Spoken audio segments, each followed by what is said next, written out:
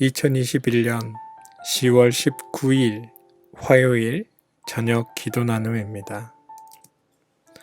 하나님, 나를 불쌍히 여겨 주십시오. 사람들이 나를 짓밟았습니다. 온종일 나를 공격하며 억누릅니다. 나를 비난하는 원수들이 온종일 나를 짓밟고 거칠게 나를 공격하는 자들이 참으로 많아지고 있습니다. 오 전능하신 하나님, 두려움이 온통 나를 휩싸는 날에도 나는 오히려 주님을 의지합니다. 나는 하나님의 말씀만 찬양합니다. 내가 하나님만 의지하니 나에게는 두려움이 없습니다. 육체를 가진 사람이 나에게 감히 어찌하겠습니까? 시편 56편 1절에서 4절 말씀. 이 시는 블레셋 사람이 가드에서 다윗을 붙잡았을 때에 다윗이 지은 시라는 제사가 붙어있다. 다윗의 망명 시절을 떠올리며 이 시를 노래하라는 것이다. 골리앗을 물리침으로 이스라엘을 구한 다윗은 일약 대중들 사이에 스타가 되었다. 하지만 그것은 동시에 다윗의 위기의 시작이었다. 사울은 수천 명을 죽이고 다윗은 수만 명을 죽였다. 사람들이 부르는 노래가 사울의 귀에 들려오자 사울은 질투심을 느껴 다윗을 제거하려 했다. 위험을 감지한 다윗은 가드 왕 아기스에게 정치적 망명을 시도한다. 하지만 아기스의 신하들은 다윗이 결국에는 화근이 될 거라며 그를 제거해야 한다고 왕을 설득한다. 다윗은 위기를 모면하기 위해서 미친 척 할 수밖에 없었다. 그는 성문 문짝에 아무렇게나 글자를 긁적거리기도 하고 수염에 침을 질질 흘리기도 했다. 비루해 보이지만 삶은 이렇게라도 계속되어야 한다. 나의 방황을 주님께서 헤아리시고 내가 흘린 눈물을 주님의 가죽 부대에 담아 주십시오. 살다 보면 우리도 이런 처지에 빠질 때가 있다. 전에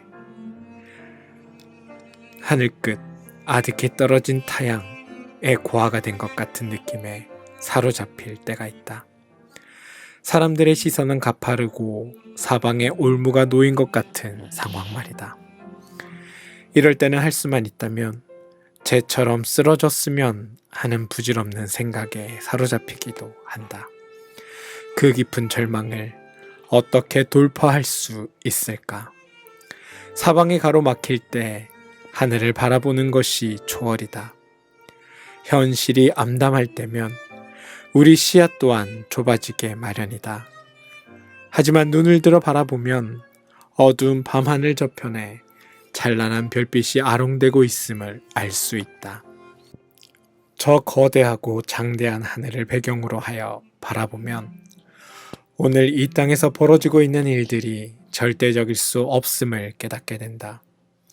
시인은 세상 천지에 홀로 벌어진 것 같은 상황 속에서 문득 자기 삶을 든든하게 감싸고 계신 하나님을 발견한다. 외로움이 가져다 준 복이다. 그래서 그는 말한다. 오 전능하신 하나님, 두려움이 온통 나를 휩싸는 날에도 나는 오히려 주님을 의지합니다. 오 라는 감탄사가 감동적이다. 두려움과 공포는 우리 눈을 가려 하나님을 볼 수 없도록 만든다. 처리해야 할 일이 태산처럼 몰려올 때도 우리는 하나님을 보지 못한다. 그런데 몰리고 몰린 자리, 벼랑 끝에서 시인은 저 아득한 시면을 넘어 자기에게 다가오시는 하나님을 본다. 그렇기에 그는 두려움이 온통 휩싸는 날에도 오히려 주님을 의지한다고 말하는 것이다.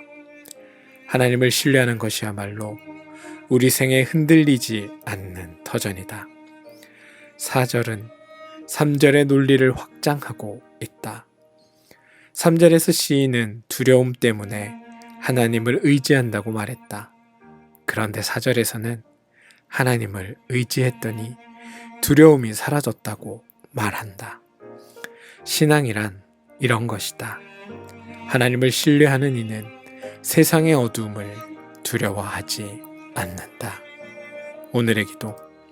하나님, 처리해야 할 많은 일들로 인해 정신없이 스스로를 몰아치다가 문득 이게 뭐지 하는 생각이 들 때가 있습니다. 세상이 우리에게 입혀준 몸에 맞지도 않는 옷을 입은 채 살고 있는 것 같다는 생각이 들 때마다 해질녘 서해의 풍경 같은 쓸쓸함이 찾아옵니다. 누구도 대신해 줄 수 없는 생이기에 외로움 속에서도 살아내야 합니다. 하나님, 우리를 고아처럼 버려두지 말아 주십시오.